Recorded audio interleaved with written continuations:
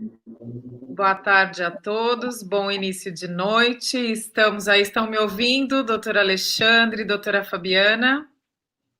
Tudo bem? Primeiramente, aviso as pessoas, a gente está começando aqui o nosso evento da OAB Santos, também em uma parceria com a Abden, com o presidente da Abden, hoje é o nosso palestrante, doutor Alexandre Sion, juntamente com a doutora Patrícia Iglesias, que está entrando já para conversar com a gente, que é a presidente da CETESB, com a participação na mediação também da doutora Fabiana Bittar, que é a vice-presidente da comissão. Eu me chamo Luciana Blanco e estou presidindo a Comissão de Meio Ambiente da OAB. Para começar, a gente já agradece a disponibilidade da OAB Santos, da comissão, através do Dr. Rodrigo Julião, do Fábio, do Christian e de toda a equipe da OAB que sempre ajudam a gente a efetivar esse tipo de evento, seja presencial, seja à distância, a gente sempre tem que contar com eles. Então, no primeiro momento, eu dou boas-vindas a quem está entrando e ouvindo a gente.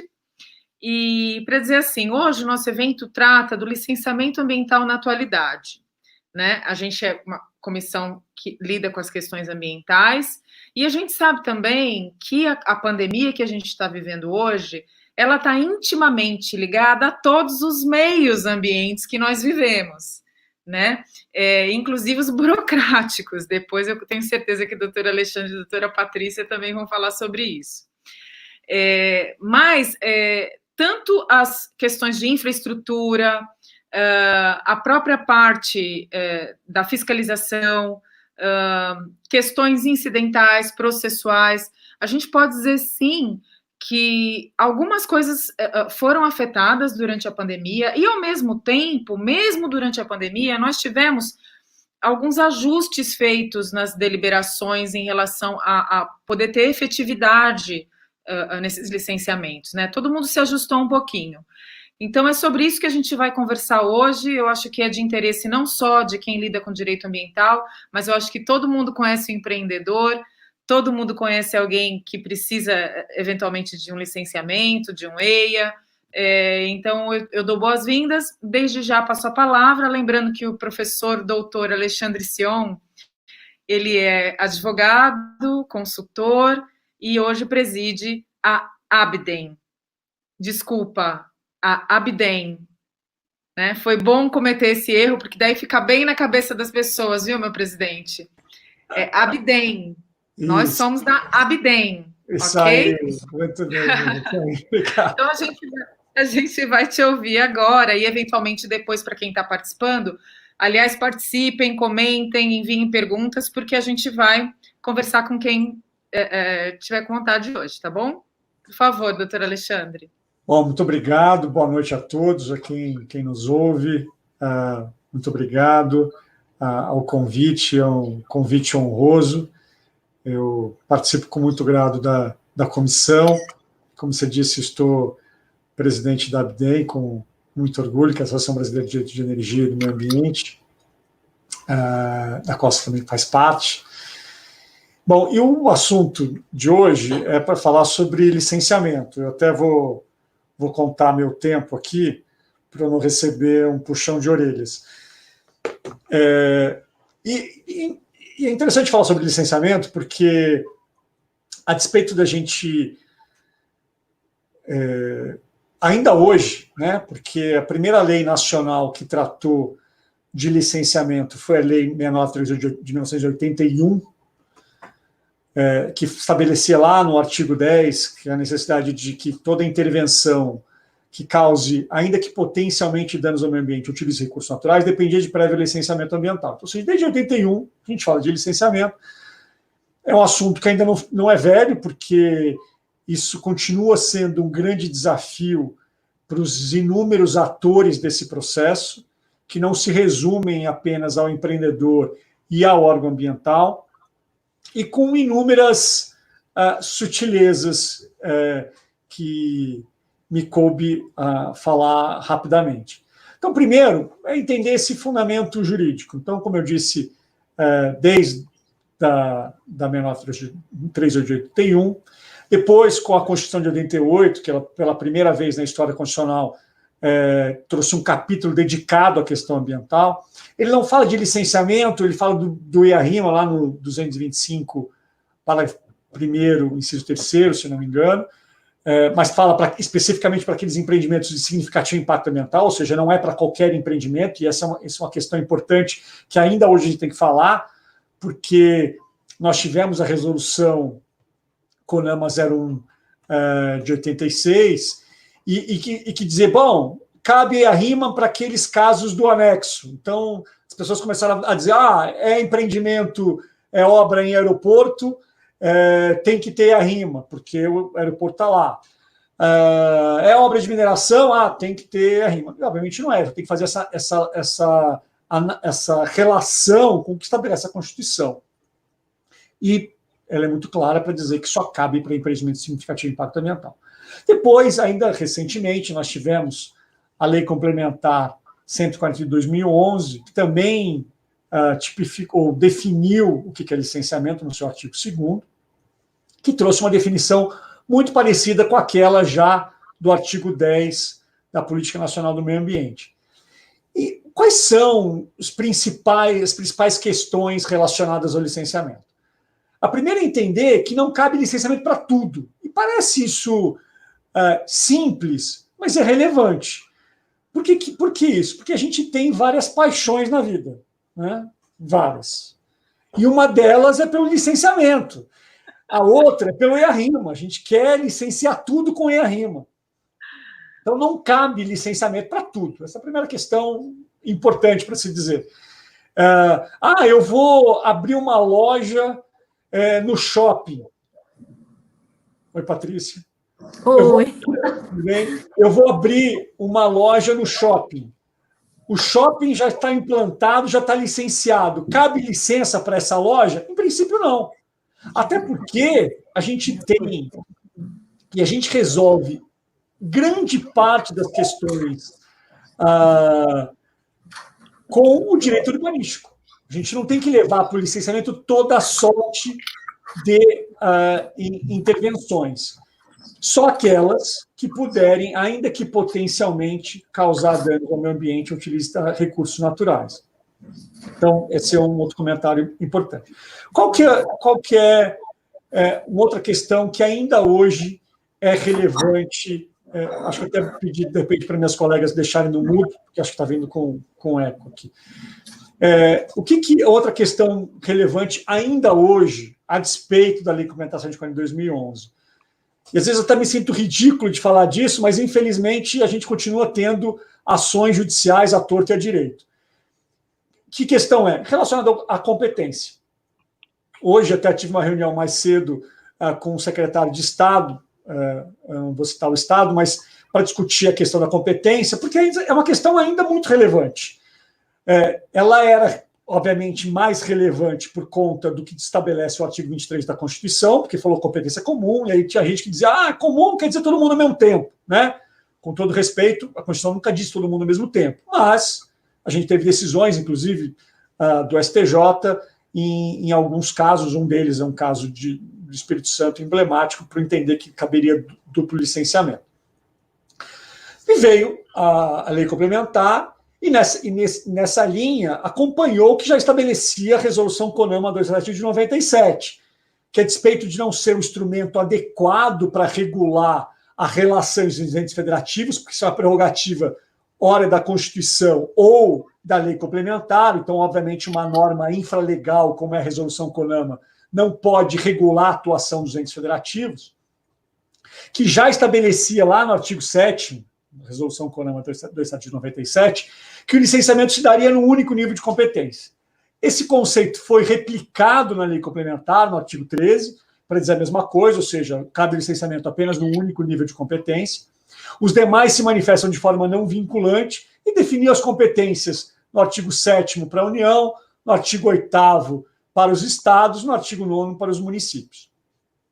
Mas por que eu digo que, a despeito de hoje estar regulamentado através de uma lei complementar, e para quem não é advogado, é a lei logo abaixo, na hierarquia de normas, logo abaixo da Constituição, é, portanto, acima das chamadas leis ordinárias, que é a grande parte das leis que nós convivemos, inclusive em matéria ambiental, como a 6938 de 81, que eu citei, como a 9985 de 2000, que instituiu o Sistema Nacional de Unidades de Conservação, como a 9605 de 98, da Lei dos Crimes e Infrações Administrativas Ambientais, e como um monte de outras leis que são chamadas ordinárias.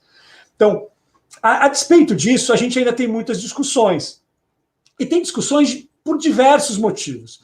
Tem porque, às vezes, os diversos agentes que influenciam o processo de decisão do licenciamento enxergam num outro órgão ambiental talvez uma competência melhor ou maior, ou que vai ter uma decisão que ele entende mais adequada, e a gente acaba discutindo no judiciário aquilo que deveria ser discutido no Poder Executivo. Não dá para a gente continuar, na minha opinião, convivendo com grande parte dos grandes licenciamentos sendo discutidos no judiciário. E é o que continua acontecendo. Não só por conta da competência, mas por diversos outros motivos. Mas qual que é a regra geral de definição de competência em matéria administrativa ambiental? E por competência administrativa em matéria ambiental, eu entendo aquele chamado trinômio, que é licenciar, fiscalizar, punir. Que, em regra, portanto, aquele ente federativo que é o competente para licenciar a atividade o será para fiscalizá-la e para puni-la administrativamente, ainda que possa atuar em casos excepcionais, mas deveria, a teor do que estabelece o artigo 17 da Lei Complementar 140 de 2011, encaminhar para o órgão ambiental competente quando a sua atuação se dá no empreendimento que não licenciou. Mas qual que é a regra principal? A regra principal é da predominância do interesse, que se dá em matéria ambiental em função da abrangência do impacto direto do empreendimento. Então, em regra, aquele empreendimento cujos impactos ambientais diretos sejam locais, caberá ao município licenciar. Aqueles que forem supralocais, caberá ao Estado, e regionais, portanto, 2 ou mais estados, caberá à União. A lei complementar traz várias exceções, inclusive confunde um conceito que, por vezes, bate no judiciário, que é o conceito da dominialidade. Por que eu digo isso? Porque dominialidade não é critério de definição de competência. E esse conceito já foi usado em inúmeras ações civis públicas, inclusive, com esse interesse de tirar de um órgão e passar para outro. Mas quando que a lei complementar usa esse conceito? Quando, por exemplo, ela diz que quando eu licenciar ou quiser licenciar um empreendimento que impacte uma unidade de conservação de domínio da União, caberá à União licenciar, ainda que, eventualmente, aquele impacto seja local. Mas isso a lei complementar trouxe de forma muito expressa. Tem um outro ponto em relação ainda à lei complementar, que vale a pena a gente comentar, que diz respeito ao artigo 9º da competência dos municípios. Por que eu digo isso? Porque, primeiro que é importante entender que o papel que os municípios exercem no licenciamento ainda é uma questão que gera conflitos. Não porque se desconhece o papel que eles passaram a desempenhar com a Constituição de 88, mas por conta dos conflitos daí advindos. É inegável que os municípios passaram a ter um papel que eles não tinham antes da Constituição de 88. Então, para aqueles que não gostam desse papel, eu até brinco dizendo assim, só com uma revolução, porque você não pode mudar esse conceito na Constituição. Mas a gente convive com isso, mas convive de forma superficial, eu diria. Por quê? E o artigo 9º é um exemplo disso.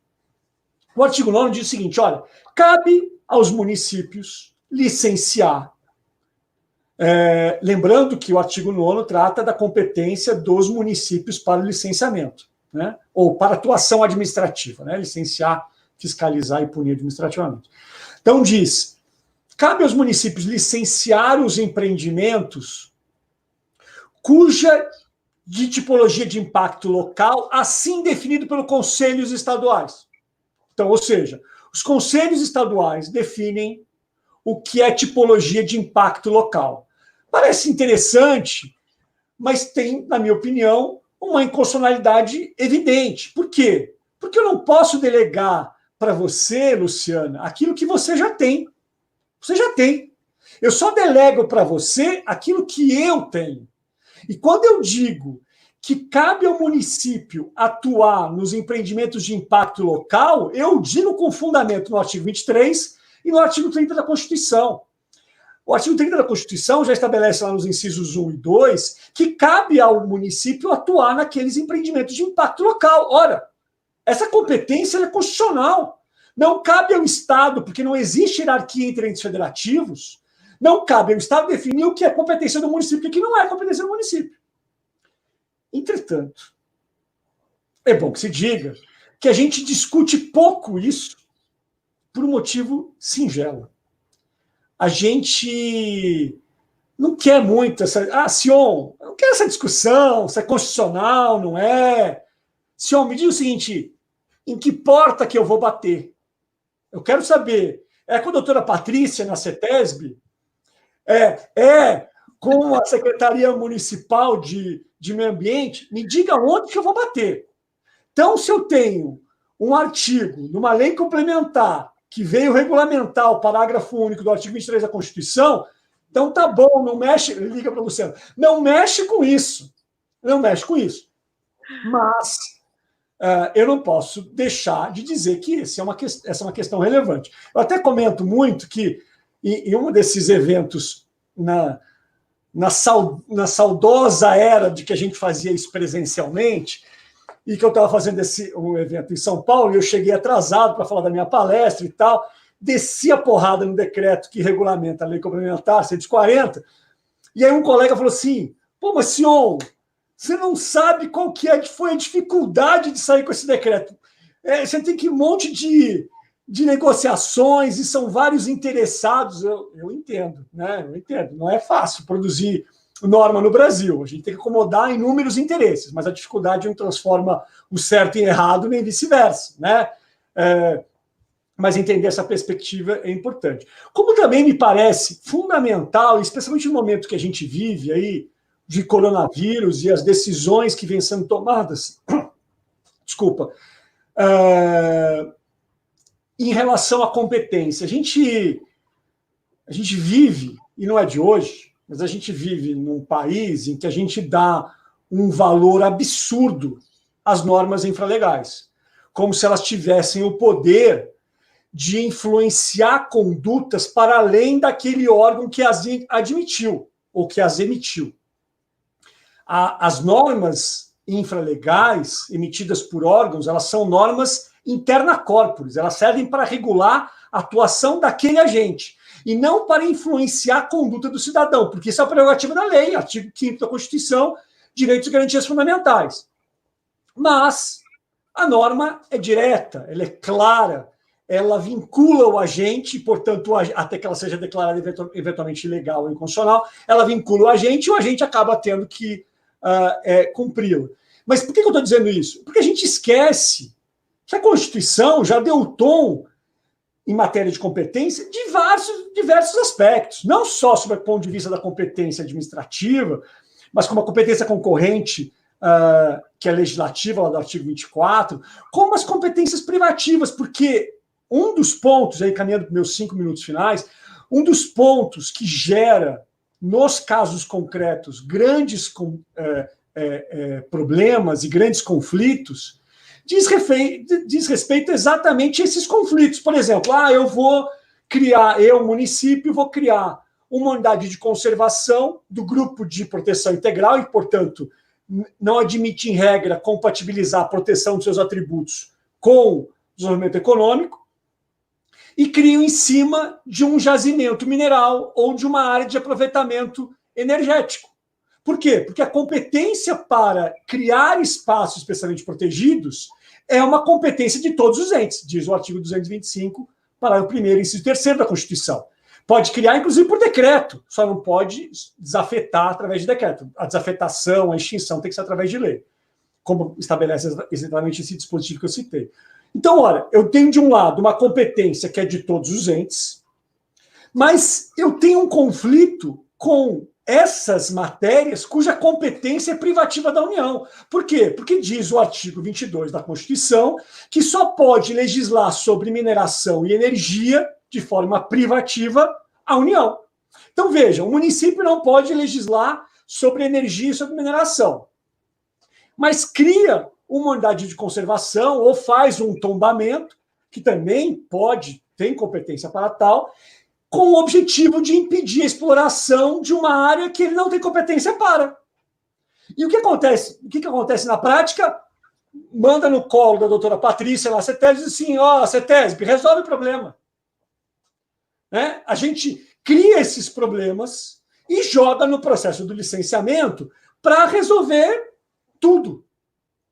E para falar de resolver tudo, eu não quero deixar de comentar uma outra questão que me parece muito relevante. Eu comecei falando de que não cabe licenciamento para tudo. E eu gosto de repetir para ver que, se em algum momento as pessoas vão entender isso de verdade.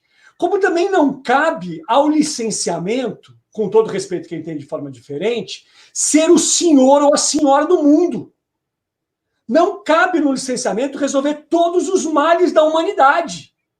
E por que eu estou dizendo isso? Porque as pessoas enxergam assim. E tem vários exemplos. Vários exemplos. Um deles, é comum se pedir, como condição para a emissão da licença ambiental, o acordo com o superficiário. E imagine, a Luciana me apresentou falando da Abdem, que de forma muito honrosa, inclusive tivemos a presença da professora Patrícia entre os palestrantes nos eventos que a gente vem fazendo. Mas, então, no empreendimento linear, seja um mineroduto, seja um oleoduto, seja uma linha de transmissão que passa por centenas de propriedades. Aí o órgão ambiental diz assim, eu quero que o empreendedor apresente o acordo com o superficiário. Pô, afinal de contas, eu quero antes que ele tenha licença, saber se ele tem acordo. É claro, né, porque a gente tem uma percepção de que a licença ambiental pode chegar na casa da doutora Fabiana e dizer assim, Fabiana, é o seguinte, eu tenho uma licença que a CETESB me emitiu e eu estou entrando, tá? Eu não sei na casa da Fabiana, mas na minha casa só entra quem eu deixo. Ou quem tiver decisão judicial. Porque licença ambiental não autoriza ninguém a entrar na casa de ninguém. Isso é simples, mas a gente cria esses obstáculos. Outro exemplo, que também é recente, caminhando para o meu final, mais um minutinho. No que diz respeito à questão da mineração.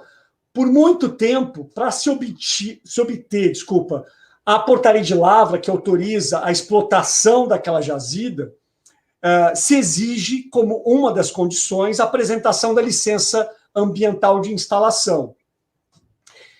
Mas por que isso? Mas porque não pode minerar sem licença. É verdade, é crime. Artigo 55 da 9605 de 98. Se for uma outra atividade, artigo 60. Mas por que eu tenho que vincular um ao outro? É só burocracia. É só burocracia. O fato de eu ter uma licença não significa que eu estou dispensado das inúmeras outras autorizações que a minha atividade pode exigir. E eu dei 2 exemplos simples, mas tem inúmeros outros. Seja o CAD, seja a questão municipal do alvará de funcionamento, seja a questão com a ANEEL, no caso de energia, seja a questão com a ANM, no caso da mineração, e uma sorte de questões. O que eu acho que é importante, e para finalizar, é que a gente coloque as questões na caixinha em que elas se encontram, porque isso é uma forma de proteger os inúmeros agentes desse processo, e entre eles, especialmente o órgão ambiental. Por quê? Porque o órgão ambiental é o senhor da pressão. Todo mundo bate na porta da Patrícia e diz, o empreendedor quer licenciar, a ONG não quer deixar licenciar, o Ministério Público quer fiscalizar, a sociedade civil quer fazer manifestação, todo mundo, com todos os direitos legítimos, mas batem lá. Então, o que a gente precisa é construir mecanismos que tragam efetivamente proteção, segurança para todos os agentes. Era isso. Muito obrigado, estou à disposição para as perguntas. Bom, muito obrigada, doutor Alexandre Sion, para quem está nos acompanhando aí, aproveitou essa aula. Vou dar as boas-vindas para a doutora Patrícia Iglesias, que estava numa outra reunião e agora chegou aqui para conversar com a gente. Doutora Patrícia Iglesias, além de ser doutora, professora, ela está hoje como presidente da CETESB aí, fazendo um excelente trabalho e também vai nos ajudar aqui a entender um pouquinho melhor, não só do licenciamento como pré-existente, mas também o andar da carruagem hoje, né? Porque o doutor Alexandre Sion muito bem colocou, o doutor Alexandre atua muito na área, gosta de falar a respeito, é por isso que a gente ouve, mas, de fato, ele colocou uma das questões que entulham o judiciário e o órgão ambiental e atrapalham os empreendimentos também. A gente não pode... a gente fala, a gente não é ambientalista, a gente é desenvolvimentista com observação das regras, né? Que é isso que é o ideal. A gente quer que o nosso país, o nosso estado, a nossa cidade desenvolva, mas é claro, de acordo com as regras, porque a gente já tem o Ministério Público para dizer não, né? A gente já tem as ONGs para dizer não, e a gente tem um excelente órgão, pelo menos no estado de São Paulo, hoje aqui a gente está com a doutora Patrícia, então eu acho que a gente está falando mesmo no estado de São Paulo. A gente tem um excelente organismo, a CETESB ela é exemplo mundial, né? Para quem não sabe, para quem não tem ideia ou não tem a mínima comparação com outros estados, a CETESB ela tem uma referência mundial e excelentes técnicos trabalhando. O que trouxe o doutor Alexandre foi nada mais, nada menos dizer que nós temos uma questão intelectual e burocrática que atrapalha. Né? Se nós tivéssemos, e eu vou fazer coro, doutor Alexandre, até porque a gente vê na prática que isso realmente traz, como é que eu vou dizer, prejuízos, né, de verdade, prejuízos financeiros, prejuízos em relação ao trabalho, prejuízos ao próprio empreendimento, a quem poderia estar trabalhando, enfim. E ecoam até relacionado a iniciativas públicas, isso ecoa para todos os lados, a gente sabe bem. Então, assim, o apelo que eu sempre faço é você que está nos assistindo, seja advogado, seja um estudante, espero que tenham muitos estudantes, quando você for se debruçar da matéria, se você quiser inovar e trazer uma solução para quando, assim, o doutor Alexandre falar quem eu procuro, eu vou falar, me procura, me liga, telefona, mas essa questão que a gente precisa se debruçar mais sobre a governança, se debruçar mais para um instrumento que traga essa conversa entre todos os entes envolvidos, porque a questão ambiental praticamente tem que ser relações públicas, né? Porque você lida com um monte de gente no processo, não é o autor e réu, né? Para quem entra na faculdade vai falar, eu quero aprender direito ambiental, tá bom, não é, esquece autor e réu, né? Não é só isso, existe uma vida à sua volta de técnicos, de fiscalizadores, de enfim. A gente precisa de mais efetividade jurisdicional também, porque, Ale, eu acho que a gente tem situações que não tem como evitar a judicialização. A gente não quer a judicialização, a gente quer que essa governança aconteça antes. Mas existem situações que é o direito que nos salva.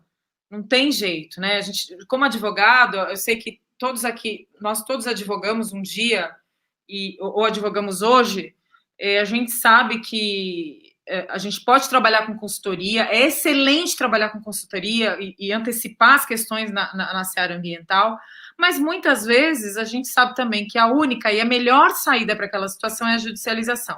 Acho que o meio termo aí é a gente entender, fazer essa escolha, né? Em qual momento e o motivo para a gente entrar com essa ação. Agora, vou agradecer ao Alexandre, a gente trouxe hoje aqui mais uma mediadora, que é a doutora Fabiana Bittar, que ela é vice-presidente da Comissão de Meio Ambiente, e antes da gente iniciar a falar da doutora Patrícia, queria perguntar para a Fabi o que ela tem para agregar ou alguma pergunta que ela teria para fazer em relação a esse tema. Boa noite a todos. Na verdade, é um comentário mesmo, né? Primeiro que a gente não tem uma regra específica, uma lei específica de licenciamento que ainda está sendo discutida, então a gente fica mesmo com essa insegurança jurídica, né? E aí vai da fala do doutor que a gente fica sem essa competência. Então, cada hora bate na porta de um, não é ali, bate na porta do outro, não é ali. Aí dizem, que é o município. Aí você faz o licenciamento pelo município que ele tem um acordo com o Estado. Aí, quando você vai ver, o Ministério Público falou que ali não, aquele licenciamento não era correto, aí judicializa. E aí barra todo o empreendimento, e aí barra o processo, barra a parte de fiscalização, e o empreendedor também fica prejudicado. A gente também tem que demonstrar que o empreendedor nem sempre ele é o degradador, né? É o que a doutora Luciana falou, a gente tem que crescer junto e respeitando a legislação. Então, eu acho que enquanto a gente não tiver uma regra mesmo de falar como que vai ser feito o licenciamento, todo mundo fica com uma insegurança jurídica. E aí, o que o doutor Alexandre falou, fica mesmo muito mais pesado para o órgão ambiental, que fica com essa responsabilidade toda e muito visado por essas entidades, achando que eles não estão fazendo o trabalho correto, e que a gente aqui, desse lado, que eu acredito que o doutor Alexandre e a doutora Luciana sabem que eles são extremamente competentes. Então, era mais uma colocação nesse sentido. Fabi, mas é bom que aí quem está nos ouvindo também, que nem diz o doutor Alexandre, é a Abdem, e também presta atenção, você precisa ajudar a gente a resolver o problema do licenciamento. Vou falar para quem está assistindo a gente, se você quiser, manda um comentário ou uma perguntinha também, tá? Vamos aproveitar esses profissionais maravilhosos que a gente convidou para estar aqui com a gente hoje. Doutor Alexandre também vai continuar com a gente, depois se ele quiser interagir, fica à vontade. Agora eu vou convidar mais uma vez a nossa palestrante de hoje, a doutora Patrícia Iglesias, que é professora e hoje está como presidente da CETESB, que é o órgão ambiental aqui de fiscalização em São Paulo, Estado de São Paulo. Doutora Patrícia, a gente está aqui de cabeça quente já, só nesses primeiros minutinhos, e a sua orelha deve estar vermelha, porque o que a gente falou aqui da CETESB, né? Mas eu tenho certeza que foi coisa boa também, e eu acho que estamos todos aqui numa engrenagem para que a coisa funcione. Então, eu queria ouvi-la falar sobre o que a senhora vê que está acontecendo e se a senhora sente que nessa pandemia ou na atualidade existem algumas questões mais importantes para serem definidas e detalhadas hoje.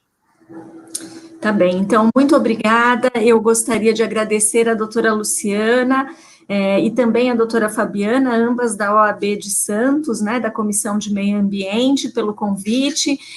Tratei já com a Luciana em várias oportunidades a possibilidade de participar de um evento e finalmente deu certo. Então, é uma alegria estar com vocês nessa noite, né? Também cumprimentar ao doutor Alexandre Sion, colega da área, né, especialista na área ambiental, aí tem se dedicado bastante a esses temas e já tivemos a oportunidade de participar também juntos em outros eventos. Para nós, como CETESB, né, e agora eu falo com esse chapéu da CETESB, é importante participar de eventos como esse, até para poder discutir e trazer um pouco mais, assim, clarificar um pouco mais a atuação da Companhia Ambiental do Estado. Então, eu vou colocar para vocês alguns pontos, em alguns deles concordando com o doutor Alexandre, em outros não necessariamente, né, mas acho que é importante para que nós tenhamos, de fato, esse debate. E, em primeiro lugar, então, antes de entrar um pouco em dados propriamente da CETESB, eu entendo que a questão da competência dos municípios, ela se coloca também diante de uma possibilidade que o município tem, uma capacitação dos técnicos municipais para realizar o licenciamento. Então, por que hoje há uma passagem, né, e uma definição via Conselho Estadual para que o município venha licenciar? Não porque a competência em si tenha que ser discutida, mas colocando um pouco a nossa experiência como órgão ambiental licenciador, existem municípios que muitas vezes se propõem a fazer licenciamento com determinados cortes e escalas, e em algum momento eles retornam, eles voltam atrás e deixam de fazer aquele licenciamento no âmbito municipal. Por quê? Porque exige uma série de competências para poder avaliar um licenciamento. Então, este é um ponto, né, que nos leva a uma necessidade de avaliação, não é simplesmente utilizar os artigos 23 e 30, que fazem aquela nota de corte do interesse local, para nos dizer automaticamente que o município vai licenciar, porque muitas vezes o interesse é um interesse local, mas o município não tem uma equipe capacitada para fazer aquele licenciamento. Daí porque, muitas vezes, esse licenciamento ainda fica nas mãos do órgão ambiental estadual, no caso da própria CETESB, tá? Acho que esse é um ponto importante.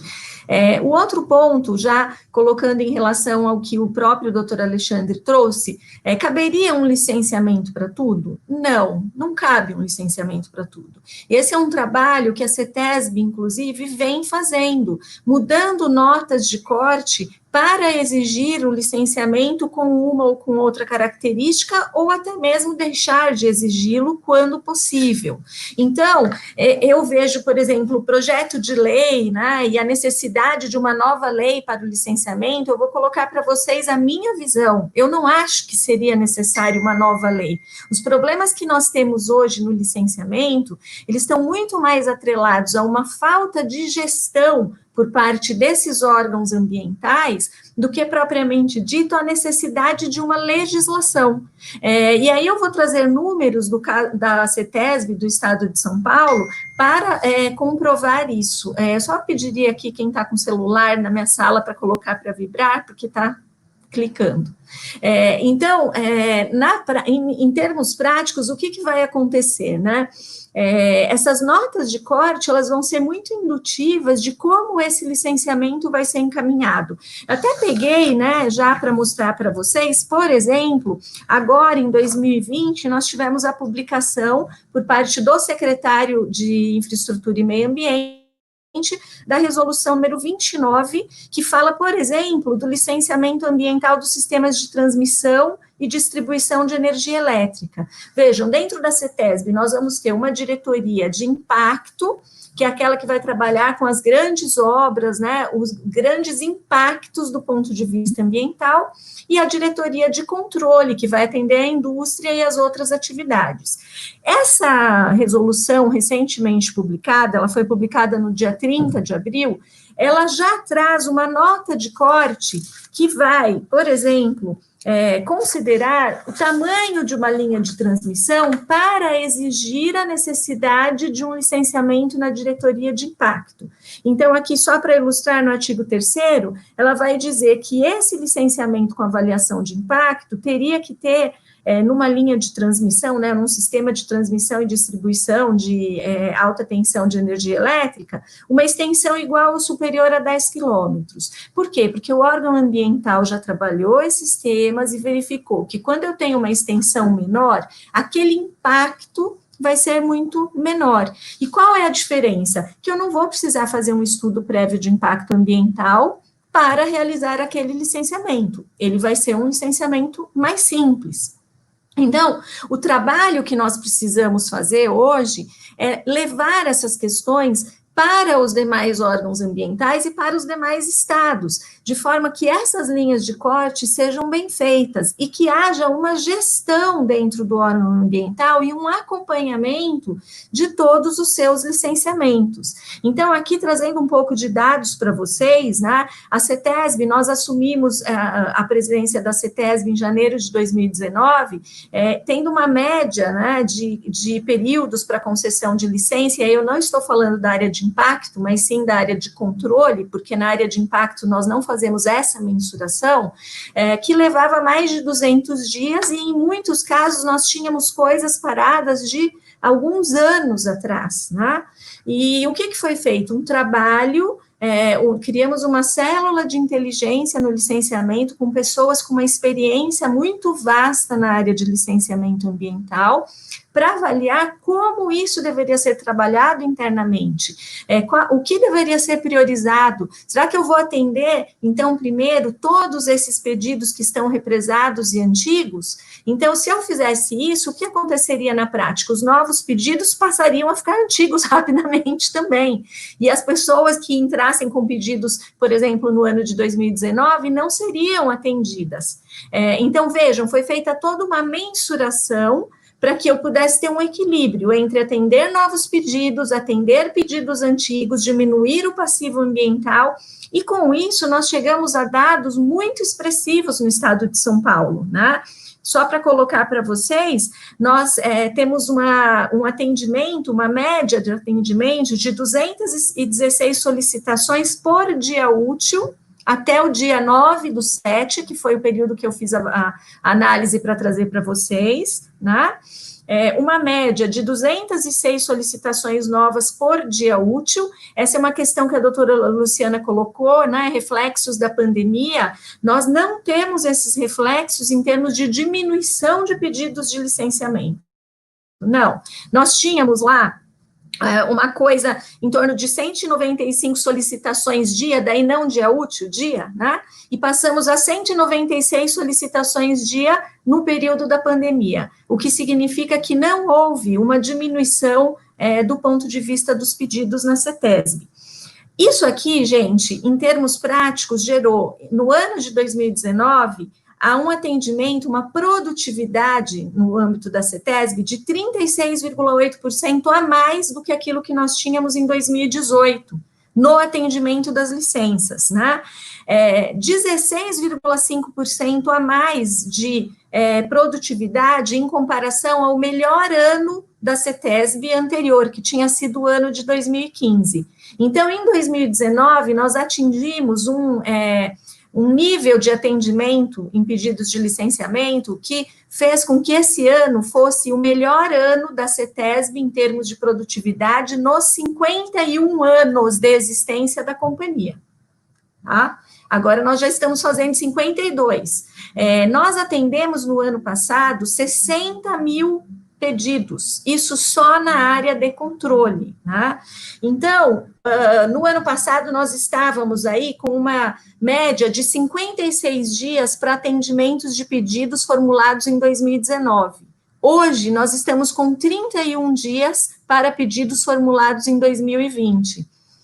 Isso mostra que as questões também estão muito atreladas aos sistemas de gestão, aos controles. Nós estabelecemos todo um controle informatizado, sabendo onde se encontra cada licenciamento, podendo trabalhar cada uma daquelas situações. Então, eu não estou falando de uma coisa teórica, eu estou falando da nossa prática do dia a dia, né? Dentro da CETESB. E aí eu entro também em alguns pontos, como, por exemplo, olha, eu poderia conceder a licença e não considerar a necessidade de que outros órgãos venham a se manifestar? Vejam, isso não seria factível, na minha visão, porque quando a CETESB concede uma licença, o empreendedor muitas vezes vai usar aquela licença para buscar financiamento para a sua atividade. Então, seria extremamente complicado conceder a licença sem analisar todos esses aspectos de outros órgãos que trazem exigências e permitir que alguém buscasse um financiamento, obtivesse esse financiamento e depois não pudesse implementar a sua atividade. Então, todo o foco que nós damos na concessão da licença é o que nós chamamos de segurança jurídica na concessão da licença. Hoje, a CETESB, quando concede uma licença, ela defende essa licença em todos os âmbitos em que possa haver um questionamento. Ela vai defender em todos os tribunais, em todos os níveis de tribunais em que possa haver esse licenciamento. Então, o que eu penso como solução para isso? Ora, vamos ficar parados mais de um ano esperando uma manifestação de um outro órgão? Não, a CETESB, o que ela tem feito é buscado trabalhar com esses órgãos externos para diminuir esse tempo. Então, tem uma outra questão interessante. No ano passado, nós tínhamos mais de 800 empreendimentos represados por conta da necessidade de uma autorização do Comaer, que dizia respeito à segurança aeroportuária, né? Então, aquelas questões, elas iam para o Comaer. Entretanto, a equipe lá é muito pequena, que trabalha com isso, e levava um tempo muito longo para que eles pudessem dar essa autorização. Então, qual foi o nosso trabalho? Ajudar, no caso do Comaer, a rever a legislação que eles aplicam e mostrar, né, o quanto daquilo poderia ser transferido para uma análise da própria CETESB. E esse acordo, então, foi feito e nós pudemos trabalhar com esses novos 800 empreendimentos. Então, ao invés de nós concedermos a licença sem analisar aquilo que um terceiro, né, como uma ANEEL, um Comaer, tenha que dar de autorização, a minha proposta é que nós façamos um trabalho junto com esses órgãos para reduzir o tempo de análise dos órgãos. E aí sim nós vamos chegar a um resultado positivo, que é o que a gente tem encontrado aqui, né? Jamais na história, 31 dias para concessão de uma licença de operação. É o que nós temos como média hoje. Vai ser assim 100% dos casos? Não. Por que não? Porque muitas vezes o empreendedor não traz para a CETESB um projeto que esteja adequado, ele não traz, né, todos os elementos, todos os documentos, mas até nesse sentido nós temos trabalhado como? Com o nosso principal programa, que nós chamamos de CETESB de Portas Abertas. Então, quando no passado a ideia era, olha, você me apresenta o seu pedido, eu não quero ver, você entrega isso, e aí a gente vai analisar. Isso não é inteligente. Por quê? Nós vamos fazer com que o empreendedor, muitas vezes, vai quebrar a cabeça lá para apresentar uma coisa com dúvidas, e depois vai chegar aqui, e aí comunique-se e tal, até acertar aquela documentação. Então, o que nós mudamos? Não, você pode vir, buscar a CETESB, buscar a agência, entender tudo o que é necessário para aquele licenciamento e apresentar, então, a sua documentação em ordem, de forma que esse licenciamento vai ser muito mais célere. Essa foi uma mudança, assim, muito grande dentro da empresa, que nós tivemos que trabalhar junto com os nossos técnicos, com as nossas 46 agências, né, para explicar isso, porque no passado o entendimento era o contrário, não, eu não posso ficar esclarecendo, eu não sou, a CETESB não é uma consultoria, então ela não tem que fazer esse papel. Só que isso prejudica o próprio licenciamento, prejudica os nossos interesses, né, em termos de avanços do ponto de vista do Estado, porque a doutora Luciana colocou, aqui não se trata de uma questão, de uma visão de não permitir a ocorrência da atividade, não, nós temos que analisar os aspectos ambientais e também o interesse que envolve o timing daquela atividade, né? Se nós não atendemos no tempo necessário para a atividade, então nós somos completamente ineficientes e não vamos gerar os benefícios necessários. Por exemplo, se o empreendedor não consegue, dentro do tempo que ele precisa, buscar um financiamento, nós vamos inviabilizar aquela atividade. Então, existe uma responsabilidade muito grande por parte do órgão ambiental em também atender dentro do tempo, que seja o tempo necessário para o desenvolvimento adequado da atividade. E aí eu volto a dizer para vocês que, na minha visão, as questões que nós temos hoje em relação ao licenciamento são muito mais de gestão dessas atividades do que propriamente de um regramento, de uma legislação, de uma necessidade de mudança na legislação, né? Tem que haver essa mudança de postura mesmo, é a mudança em que os órgãos ambientais, né, eles possam entender o papel que eles têm, que é um papel também de orientação, né, de orientação do empreendedor, de orientação daqueles que apresentam os projetos, para que esses projetos cheguem cada vez melhores, né, isso automaticamente vai diminuir a judicialização. E vai diminuir a atividade, aqui falando para a OAB, né, da advocacia ambiental? Ao meu ver, não, porque a orientação que o advogado dá nessa área, né, e o papel que o advogado tem do ponto de vista, assim, orientativo de um processo de licenciamento é fundamental.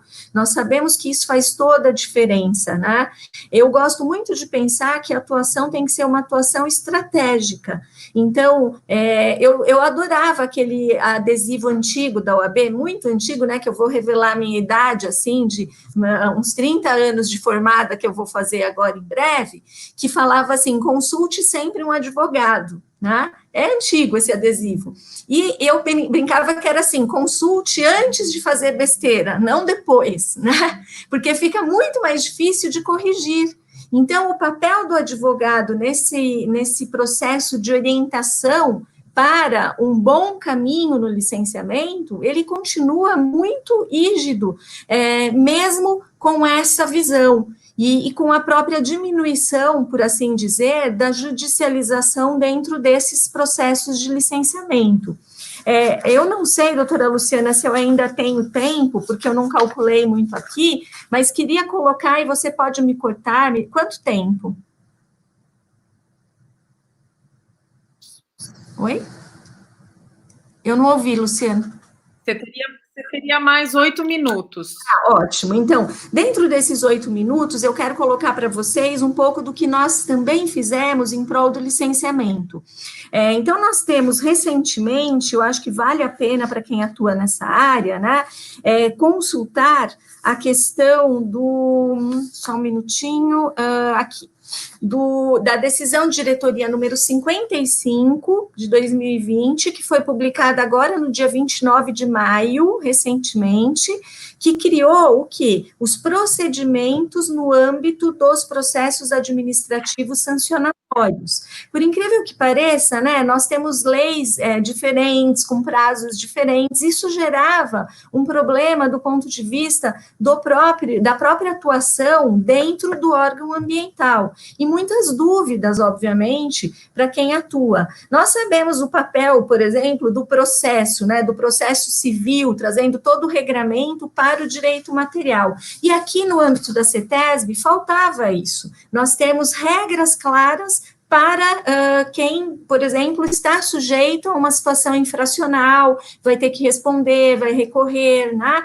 Mesmo quem aprecia o recurso, nós tínhamos uma regra interna de que o recurso acabava sendo apreciado pela mesma área que concedeu ou não concedeu aquela licença, ou que imputou aquela infração. Isso é extremamente complicado, né, do ponto de vista prático. Então, essa decisão de diretoria vale a pena consultar. Por quê? Porque agora nós temos os procedimentos muito claros do ponto de vista, né, dos processos administrativos sancionatórios, da apuração das infrações administrativas por condutas lesivas ao meio ambiente.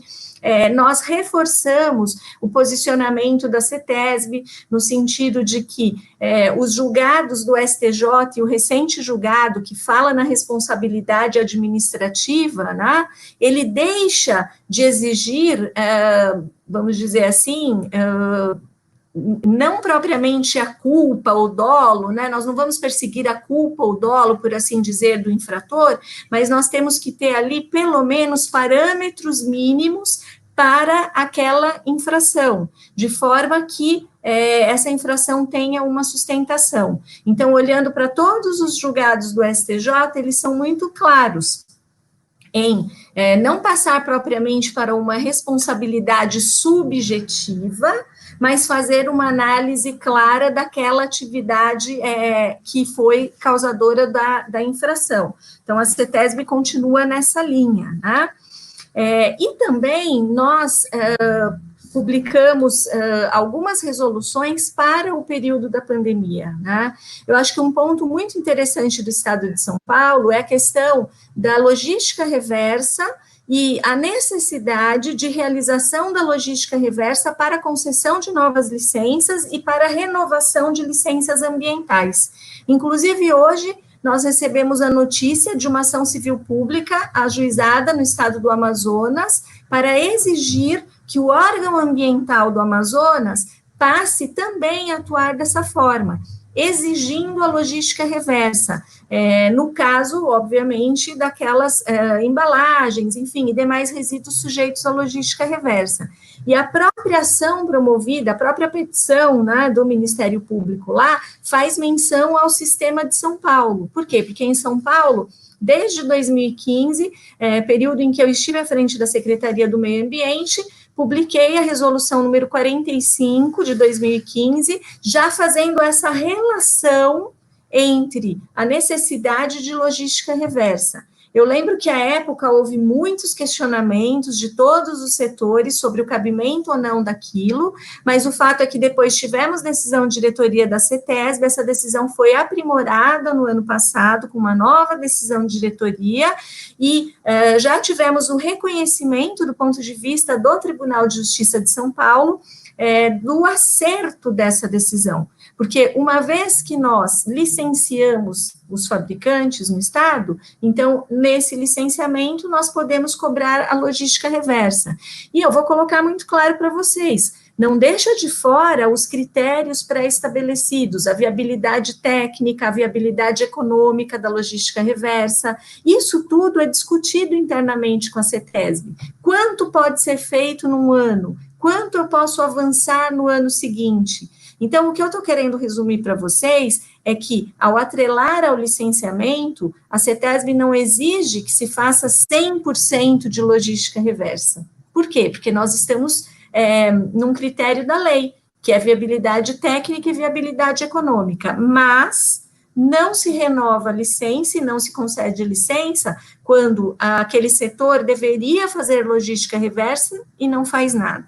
Ele tem que fazer, ele tem que sair da estaca zero. E foi graças a isso que o Estado de São Paulo conseguiu avançar. Hoje nós temos mais de 1.800 empresas do Estado vinculadas aos nossos termos de compromisso de logística reversa e mais de 2.800 empresas que têm relação com o Estado de São Paulo, também vinculadas a sistemas de logística reversa.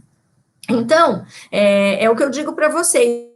E aí eu vou fazer o fechamento, né? Não é uma questão de buscarmos novos regramentos, mas também nós precisamos sair daquela interpretação tradicional, né?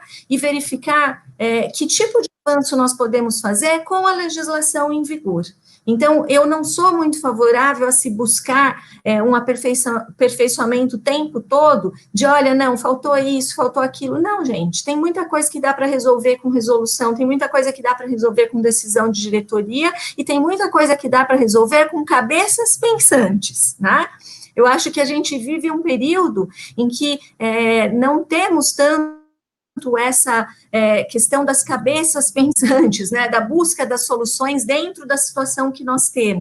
E aí isso nos deixa, assim, com uma interpretação quase que literal, sendo que a interpretação literal é a última que nós vamos buscar. Nós temos que buscar a interpretação dentro dos sistemas. Essa é a proposta de Karl Lorenz, quando traz toda a sua teoria para a interpretação, né? Uma interpretação dentro de uma lógica sistemática. E eu acho que é isso que nós temos buscado fazer no âmbito da atuação da CETESB. E eu só fecharia dizendo que também entendemos a responsabilidade que nós temos como um órgão ambiental totalmente diferenciado, né? Que não existe um parâmetro nos outros estados, é considerada a melhor agência ambiental da América Latina, nós somos centro regional para convenções internacionais, que representamos o país nessas convenções, então é óbvio que existe uma responsabilidade. Qual que é essa responsabilidade? Poder levar essas questões para os demais estados, que é aquilo que nós temos feito, né? Então, por exemplo, todo o nosso sistema de controle de poluição do ar, que nós temos oferecido para outros estados, né? E fecho dizendo que, por que todo esse trabalho? Porque o foco, como foi a proposta do governador João Dória, é que seja um trabalho de eficiência, né? A missão precípua que ele deu, quando eu resolvi voltar para a área pública, não tinha esse propósito nesse momento, foi trazer eficiência para essa sistemática do licenciamento. E graças ao trabalho das nossas equipes, né, esse trabalho técnico interno, a experiência de pessoas aqui que conhecem muito licenciamento, nós temos conseguido avançar. E então são essas as minhas colocações, e eu também fico à disposição para responder as perguntas. E agradeço mais uma vez pelo convite. Doutora Patrícia, vocês estão me ouvindo? Sim. Doutora Patrícia, muito obrigada. Eu acho que a sua presença aqui, a sua fala, traz um realismo, traz uma fotografia do que vem acontecendo, para a gente entender e para a gente encarar a realidade, né? Só que, infelizmente, a realidade não é só o que acontece na CETESB. A gente queria que a CETESB fosse que nem Gremlins, assim, sabe? Que tomasse água e se multiplicasse entre os municípios todos. Porque, olha aqui, a gente está aqui nos comentários, eu vou até suprimir a minha pergunta para trazer aqui, olha, tem o Rodrigo Franco, que é consultor, tem os apontamentos também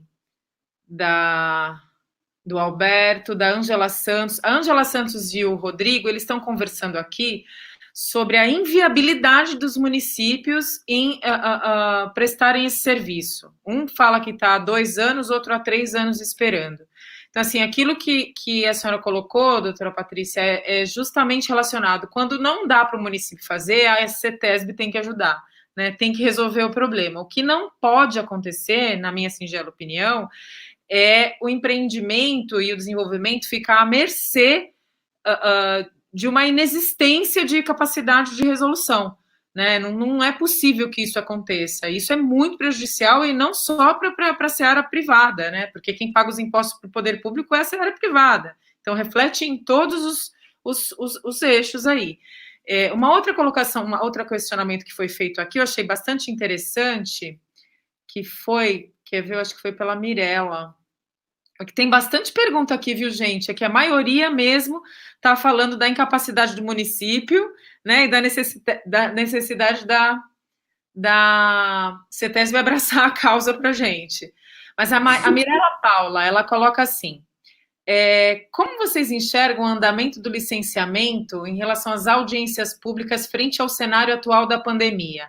Né? Então, qual é a solução? Isso a gente vê, mesmo em Santos, a gente tem algumas questões aqui em Santos também que foram suprimidas as audiências, a gente vê que está acontecendo a supressão. Queria, essa pergunta é mais direta, é mais objetiva. Antes de eu continuar com outras perguntas, vou pedir para a doutora Patrícia e o doutor Alexandre responderem essa questão, por favor. Bom, eu acho que o Alexandre queria fazer um comentário, então eu vou falar rapidamente que aqui no caso do Estado, né, a Secretaria de Infraestrutura e Meio Ambiente criou uma sistemática de audiências públicas por videoconferência. Então, no nosso caso, não houve uma suspensão. Até o Conselho Estadual do Meio Ambiente tem reuniões por videoconferência, tá? Agora, é claro, né, gente, que nós temos que ser realistas e talvez isso não seja possível em todos os lugares. Então, acaba, muitas vezes, tendo um certo prejuízo, e nós vamos ter que ter essa compreensão. Eu não sei te dizer qual seria a solução nesses casos, porque é difícil. Se você prescinde da audiência pública, é um elemento que vai ser utilizado para depois judicializar, enfim, acontecer justamente aquilo que a gente não quer que aconteça, né? Agora, tem tantos instrumentos aí de uso por videoconferência, que talvez mesmo em municípios, né, pudesse ser utilizada a videoconferência, instrumentos que até não demandam um recurso financeiro. Enfim, acho que teria que ser essa alternativa, porque, ao que parece, nós vamos seguir esse ano ainda com muitas restrições, né? A própria USP definiu que o segundo semestre nós vamos dar todo em aulas por videoconferências, nós não vamos voltar para as aulas presenciais esse ano. Então, acho que tem que ser buscada uma alternativa para acontecer, né, a audiência. Mas a senhora acha que vai ter uma orientação nesse sentido, porque a gente sabe também que se ficar espalhado, se ficar a livre escolha, a gente vai ter muita judicialização relacionada à ilegalidade, né, à irregularidade dessa audiência. Então, agora surgiu, com a pergunta da Mirella, surgiu esse questionamento para mim. Será que não seria o ideal nós termos uma resolução também nesse sentido para tratar da necessidade do fazimento, da realização das audiências públicas, que são muitas vezes requisitos em alguns casos, e elas precisam ser realizadas de alguma maneira. Agora, o formato, para que não haja esse questionamento da legalidade ou outro questionamento de irregularidade, será que não seria melhor sair alguma resolução a respeito? Então, é que, na verdade, se fica na competência do município, porque o município se colocou nessa posição e foi aprovado via Consema, então está fora da competência da própria secretaria em regular, né, a própria audiência pública. Aí seria uma competência do município, em que o município vai ter que definir como fazer. Onde a secretaria atua e o secretário Marcos Penido vai atuar é naquilo que está na competência do Estado. E por isso, eu adianto para vocês que as audiências públicas estão acontecendo e também as reuniões de CONSEMA, aprovação de novos empreendimentos, né? O Estado de São Paulo não pode parar em função da questão da pandemia. E é o que eu falei para vocês, até mostrei os dados do licenciamento, porque havia aquela apreensão, vai diminuir, né, a nossa demanda, diminuir a demanda de pedidos, não aconteceu isso até o momento. Nós temos todos os dados de todos os meses. Então, vocês imaginem se ficar tudo isso represado, né, esperando que vamos perder esses empreendimentos novos. Por isso que tem que estar numa sistemática assim. Agora, não tem como regular para o município. Mas vamos ver se o doutor Alexandre traz algo. Doutor Alexandre, por favor. Obrigado. Bom, na verdade, tenho vários comentários aqui a fazer. Primeiro, dizer que quando a doutora Patrícia disse, olha, eu concordo com algumas coisas, discordo de outras, eu achei que ela fosse me descer a porrada. Eu acho que a gente discorda em um ponto apenas, pelo que eu entendi aqui. Mas primeiro eu preciso dizer, e eu não digo isso porque eu estou dizendo aqui, porque eu já disse isso em inúmeras oportunidades, acho que a CETESB é uma referência, e por ser uma referência, inclusive, ela é usada até de forma que, na minha opinião, não deveria ser adequada. Por exemplo, tem alguns estados que pedem para os seus cidadãos cumprirem as normas da decisão de diretoria da CETESB, como, por exemplo, de recuperação diária. E eu já até disse para amigos meus, presidentes de órgão ambiental, assim, cara, faz Ctrl-C, Ctrl-V, pelo menos, né? Mas não dá para você pedir para o estado X para cumprir, porque, obviamente, as normas da CETESB não pode aumentar os seus tentáculos para além de São Paulo, né? Mas é isso para mostrar, sem dúvida, a CETESB é uma referência, como também tem sido a sua gestão. Já tive a oportunidade de acompanhar e ver esse trabalho que vocês têm feito, de fato, estão de parabéns. E que bom que a gente discorda, pelo menos em algum ponto, porque acho que isso é positivo, né? Acho que isso é positivo. A gente... E aqui eu tenho que fazer uma ressalva. Eu vou comentar sobre a audiência pública virtual, mas acho que tem que fazer uma ressalva que é claro que a minha posição é sempre muito mais confortável do que a posição de agente público, né? Eu tenho que ter essa humildade para reconhecer que são questões completamente diferentes. Eu posso falar o que eu quiser, tá tudo bem, né? E não vai ter ninguém aqui discutindo minha eventual improbidade administrativa ou dizendo que eu concedi a licença de forma irregular lá no artigo 67.9605 de 98, eu tenho essa consciência. E é dentro dessa consciência que eu me sinto muito à vontade para fazer esses comentários como eu entendo, como eu enxergo, né, por conta dessa minha atuação.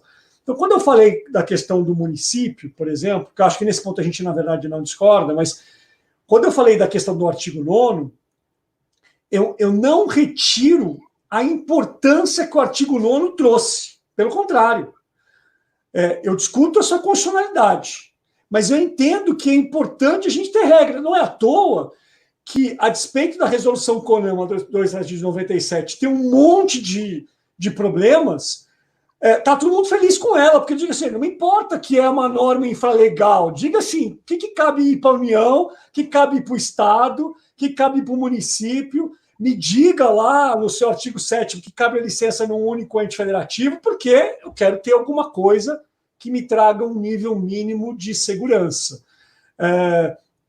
Então, eu entendo que deixar isso para qualquer município dizer, olha, eu acho que isso aqui é competência minha. Aí o Estado diz, não, isso aqui é competência minha. E a gente fica discutindo anos quem é competente, isso não interessa para ninguém. Não interessa para a sociedade, não interessa para o meio ambiente, não interessa para atendimento dos inúmeros princípios estabelecidos na Constituição. Eu acho que o ponto da nossa discordância é a manifestação dos demais entes, né? E aqui a minha ponderação eu entendo que o que eu defendo tem como uma perspectiva, uma proteção, em primeiro lugar, do órgão ambiental.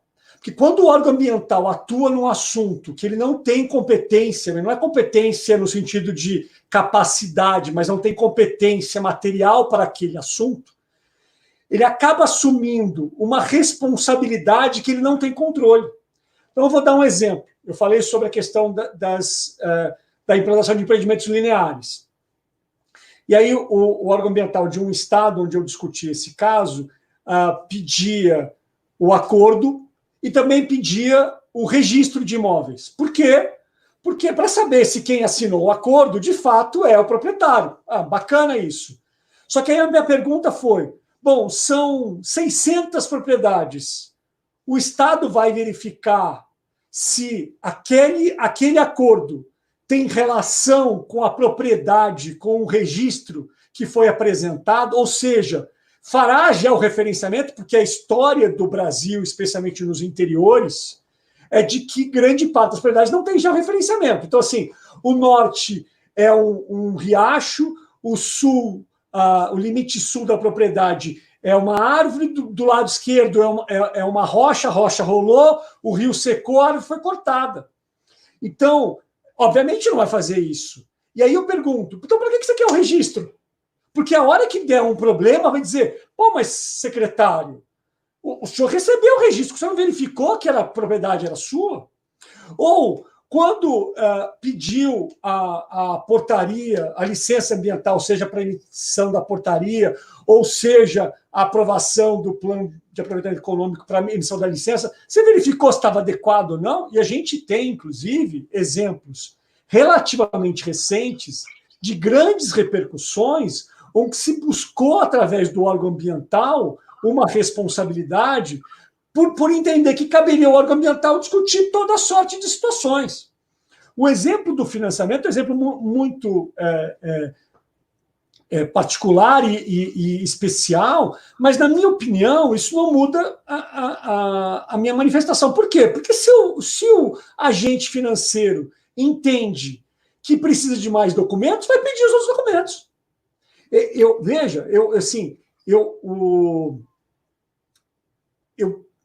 Eu realmente acredito que a forma de trazer robustez para os agentes, proteção para os agentes, é fazer com que eles atuem no limite daquilo que eles podem atuar, dentro da sua competência. Então, falou sobre a questão dos intervenientes. Eu entendo que essa questão, e tem outras perguntas até sobre questões, depois, se a Luciana me permitir, vou fazer comentário, porque falou sobre a certidão de uso e ocupação do solo, falou sobre a oitiva livre prévia informada das comunidades tradicionais, e aí pegar sobre a questão dos intervenientes. Eu entendo que essa é uma questão bastante complexa, mas na falta de uma regulamentação da OIT 169, que tratou dessa oitiva livre prévia informada de boa-fé das comunidades tradicionais afetadas pelos empreendimentos, a gente tem uma portaria interministerial 60 de 2015, que estabelece prazo. E veja, quando a gente permite que aquele que não é o senhor do licenciamento ambiental, porque o senhor do licenciamento ambiental é só o órgão ambiental, eles se manifestam e deveria ser de forma não vinculante, com respeito de quem tem opinião diferente. Então, quando eles se manifestam, quando a gente permite que os intervenientes, que deveriam se manifestar de forma não vinculante, possam manter essa manifestação por 2, 3, 4 anos sem se manifestar, a gente está permitindo que esses intervenientes, que não são os senhores do licenciamento, tenham controle do licenciamento. E aqui, fazendo uma analogia com a questão do município, e um comentário muito pertinente da professora Patrícia, como sempre, em relação à questão de que, às vezes, o município diz eu quero licenciar, depois diz eu não quero mais. Tem um caso emblemático que aconteceu, salvo engano, acho que em 2018, no município de Joinville, que fez um acordo com o IMA, que é o órgão ambiental de Santa Catarina. Joinville tinha lei municipal, tinha conselho municipal de meio ambiente, secretaria municipal, vinha licenciando, e em algum momento disse, olha, não quero mais licenciar. Fez um convênio para passar para o IMA o licenciamento. O Ministério Público Estadual quanto o Federal propuseram a ação para dizer, olha, espera um pouquinho. Você não pode começar a brincar e depois dizer, eu não quero brincar mais. Não dá para dizer, ó, vou abrir mão dessa competência. Eu posso até não iniciar esse processo, porque a CONAMA já dizia, ó, se você não tiver conselho, se não tiver lei, você não pode licenciar. Mas você começou a fazer, não dá para dizer agora, isso não vale mais a pena. Né?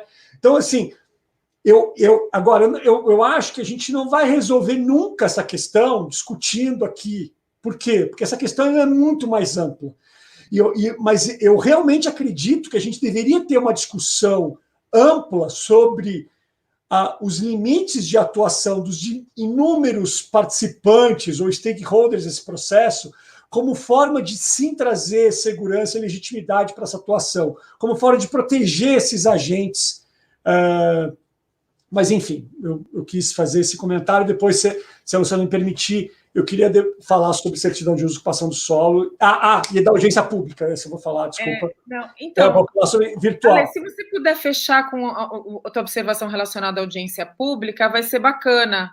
Tá bom. Porque a gente tem, além de ter muita pergunta, eu vou ouvir também a doutora Fabiana, então quero ouvir você em relação à audiência pública. Vou falar, então, ótimo. Tá bom. Alguns estados já, na verdade, 2, que é o IMA de Alagoas e o INEA do Rio de Janeiro, regulamentaram a questão de audiência pública virtual, inclusive com exemplos interessantes. Teve o licenciamento do Porto, no Rio, que teve, salvo engano, de quase 1.000 participantes. Eu sei que tem manifestações do Ministério Público de alguns estados entendendo que não atenderia o princípio da participação popular. Eu sei, São Paulo, Minas Gerais, alguns estados, não atenderia o princípio da participação popular às audiências públicas virtuais. Qual que é a minha posição em relação a isso? Qual que é a minha opinião em relação a isso? Qualquer tipo de manifestação, seja ela presencial ou virtual, ela traz dificuldades. Então, você imagina o seguinte, de novo, falar de empreendimentos de longo alcance. Aqueles que são licenciados pelo IBAMA, por exemplo, que passam por vários estados, não se faz audiência pública em todos os municípios.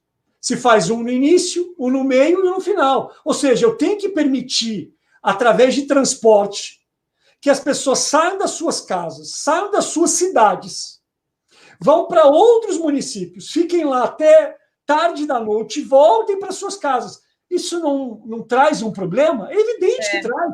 É evidente que traz. Hoje, a gente tem dificuldades, mas quase todo mundo tem celular. Então, eu entendo que, na minha opinião, com respeito às opiniões diversas, não milita em desfavor do princípio da participação popular às audiências públicas virtuais. Não é a dificuldade da participação que ataca a sua essência, porque qualquer manifestação tem dificuldade. Essa é a minha opinião sobre isso. Obrigado. Doutor Alexandre, eu, na verdade, concordo. Né, o meu questionamento foi justamente porque o Ministério Público e outras ONGs e outras comunidades que querem participar fisicamente da audiência pública, a gente sabe por quê, né? É o momento que elas têm, a fala, o controle da fala, porque a pessoa acaba... Quem participa de audiência pública sabe muito bem, né? Como é que funciona a audiência pública. Então, a pessoa, se você não tira ela do microfone, ela não vai sair. Então, eu particularmente acho que a audiência virtual é muito mais eficaz, assim como as reuniões. Hoje em dia, quem participa de reunião virtual vê a objetividade, a efetividade, você não fica perdendo tempo falando bobagem, tomando café, você simplesmente vai direto ao ponto. Então, em termos de eficiência, eu concordo plenamente com você. O que eu questionei foi, na verdade, para a gente ter a segurança de não ter impugnações e judicializações relacionadas a isso, né? Porque, como boa advogada, eu também já trabalhei muito tempo no judiciário, a gente sabe que isso, qualquer motivo é motivo, né? E é o que a gente não quer. Nada vai trazer tranquilidade, nada. Seja não tendo virtual, seja tendo virtual, nós estamos sujeitos a essas ações judiciais, né? Isso a gente não vai resolver. Eu queria ouvir também como, assim, a gente está com 2 ícones aqui do licenciamento, então por isso que a gente trouxe mais uma pessoa para mediar, que também trabalha com isso na real, né, que é a doutora Fabiana Bittar. Eu queria ouvir a doutora Fabiana em relação a esses pontos. Na verdade, primeiro, Queria parabenizar a doutora Patrícia pela gestão, que ela está fazendo uma gestão muito eficaz, né? E diante desses pontos que a doutora falou com referência a não parar os licenciamentos, estão aumentando, modificou alguma coisa internamente com a pandemia? Porque, na verdade, estão todos os funcionários remotos. Como é que ficou a análise desses procedimentos novos que estão sendo solicitados agora, né? Era uma questão, assim, que eu acho que... Sim, bem, na verdade, isso é até interessante, porque nós ficamos, assim, de 1.700 colaboradores, com mais ou menos 300 e até um pouco menos no presencial. O restante trabalhando em teletrabalho. Mas nós percebemos que em muitas áreas isso foi até melhor. Então, a gente tem todas as análises, até olhando por agências, né, os dados, mostrando que em muitas agências melhorou a eficiência do trabalho e os resultados foram ainda melhores do que antes da pandemia. Eu acho que é uma coisa, assim, que está sendo uma certa reinvenção de determinadas atividades e que nós não tínhamos pensado, porque os mecanismos estavam aí, né, as ferramentas estavam aí, mas ninguém tinha, de fato, feito essa mudança. E aí veio por uma necessidade e acabou se mostrando muito positiva. Então, para algumas áreas está sendo ótimo. O que nós estamos fazendo a ponderação hoje, né? Em outras, não. Você realmente precisa de um trabalho presencial.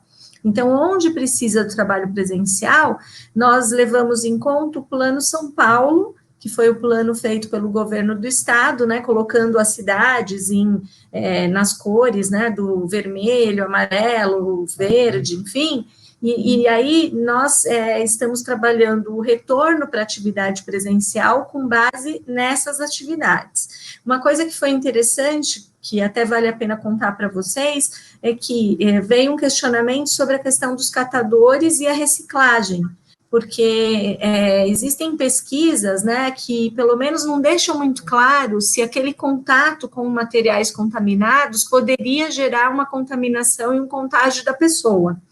Então, o que a CETESB fez nesse caso? Primeiro, né, uma orientação para os municípios que, onde não fosse possível ter um controle de EPIs, né, um controle de como aquelas cooperativas iriam trabalhar, que suspendesse essa atividade durante o período da pandemia, porque viria em primeiro lugar a saúde desses cooperados, desses catadores. E aí, isso teve um reflexo concreto no que diz respeito à logística reversa, porque nos termos de compromisso, por exemplo, no caso de embalagens, havia o quê? Uma meta de quanto de reciclagem precisava ser feita em 2020.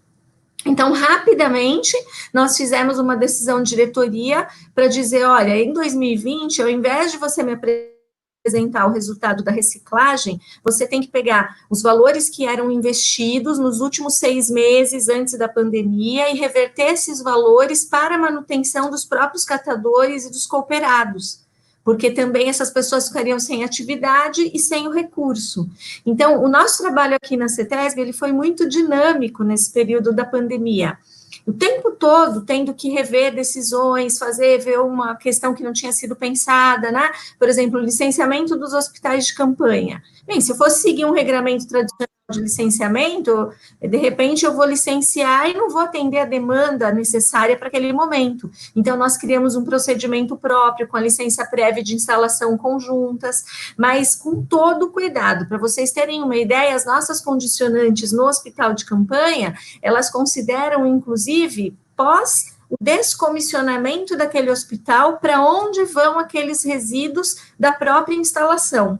Então, tudo muito bem pensado, né, com o pessoal técnico, mas tinha que ser muito rápido, né? Não dava para ficar pensando muito e passando esses meses sem ter as soluções. Então, isso foi, em termos práticos, né, parte do que nós trabalhamos internamente para poder atender.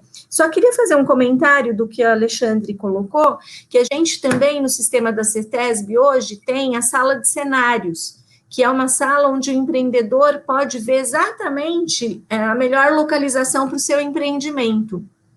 Isso sempre foi usado internamente para conceder as licenças. E a partir da nossa gestão, nós passamos a disponibilizar isso também para o empreendedor. Porque quando a gente fala em alternativa locacional, né? Vamos lá, qual é a melhor alternativa? É melhor eu olhar na situação em que o meu empreendimento está e buscar a melhor alternativa locacional. Então, uma forma de trabalho também que eu acho interessante, tá? Bom, eu vou ter que dar um recadinho aqui para vocês, porque assim, está muito animada aqui a coisa, a gente está com praticamente umas centenas de pessoas acompanhando, tem muitas perguntas, mas infelizmente a gente já está praticamente 1h30 quase de live, tá? Aquilo que era para ser em 1 hora já passou meia hora. Então, o que a gente vai precisar fazer agora é, infelizmente, fazer o encerramento.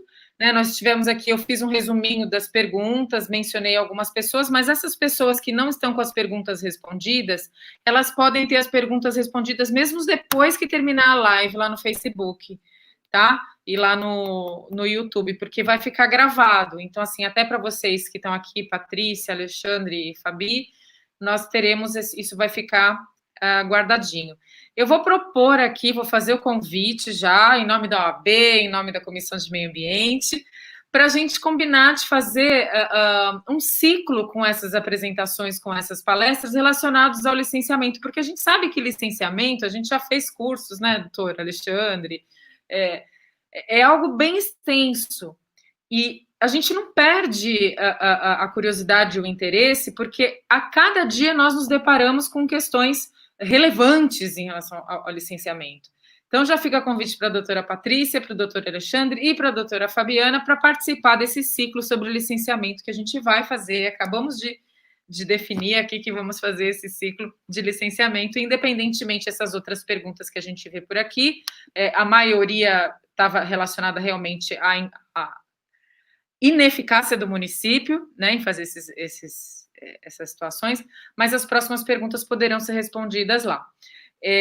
Eu gostaria de agradecer imensamente, em nome do Dr. Rodrigo do Julião e toda a OAB Santos, e todos os ouvintes, todas as pessoas que acompanharam a live, convidar a todos também para acompanhar as outras lives na OAB. A gente sabe que é da OAB Santos, mas hoje, graças a essa possibilidade de eventos pela internet, a gente pode alcançar todo o espaço, inclusive tem gente aqui acompanhando de Minas, viu, doutora Alexandre? Tem gente de São Paulo acompanhando a doutora Patrícia, tem a nossa turma aqui da comissão também, a quem eu agradeço o prestígio, e dizer que todos nós temos uma opinião a respeito, mas o que nós queremos sempre é a mesma coisa, né? É resolver. A gente sabe que é cada macaco no seu galho, o MP faz o papel dele, então o gato mia, o cachorro late, o MP entra com as ações, a CETESB fiscaliza, né? E o advogado vai lá tentar resolver a questão para o empreendedor. Mas, no fundo, e não vai ser a primeira vez que eu vou falar aqui, eu vou falar sempre sobre isso. Acho que a governança, e hoje em dia, as empresas que têm o compliance, que também é um tema que nós vamos voltar a falar aqui na comissão, eu tenho certeza que facilita muito, facilita o próprio órgão fiscalizador, eu tenho certeza que a doutora Patrícia vai concordar que isso ajuda muito. Empresas que têm compliance normalmente são mais organizadas e trazem tudo pronto já, né? E a própria governança em relação a esse monte de gente que a gente fica ali de relações públicas no meio de tanto ator envolvido nas questões ambientais. Então, agradecer imensamente a todos e dizer até a próxima, né? A gente vai ficar uns segundinhos aqui até o Christian desligar tudo para a gente, mas vai estar gravado para quem quiser, e essas perguntas vão sim ser respondidas, porque o doutor Alexandre agora está de castigo lá respondendo as perguntas. A minha ressalva é que eu não tenho Facebook, então tudo bem. Então mas se quiser fazer as perguntas lá no Instagram, no LinkedIn, tudo bem. Mas eu não tenho Facebook. Mas, Cátia, é um prazer. Tem no meu canal lá, Direito Ambiental Conta Gotas, parte dos perguntas aqui estão lá respondidas. Que legal! Quem me conhece sabe que eu falo até demais. Mas eu quero só te agradecer, Luciano Dilon, pelo convite. É uma honra, um prazer dividir ainda com a Patrícia, que eu tenho o maior carinho. como eu disse, eu achei que ia levar porrada, mas que bom que nosso ponto de discordância foi só uma. Porque um homem no meio de 3 mulheres competentes, que eu só vou levar. Aliás, não precisa ser competente para ser mulher, a gente tem vários competentes homens e mulheres, mas que bom que a gente tem muitas mulheres aqui, porque o mundo é de vocês. Eu achei que eu fosse levar porrada até, mas que bom que foi só uma porradinha. E foi uma alegria, um prazer. Não, eu acho que todos caminhamos aí para a mesma linha, né? O que a gente quer é solução, na verdade. Então, é isso. Sem dúvida. Não, só agradecer também à OAB e aos palestrantes, porque isso enriquece muita gente, né? E a doutora Luciana que organizou essa live aí para a gente, para somar um pouquinho mais aí. Bacana. Obrigada, Luciana. Obrigada. Tchau. Um beijo, obrigado. Tchau.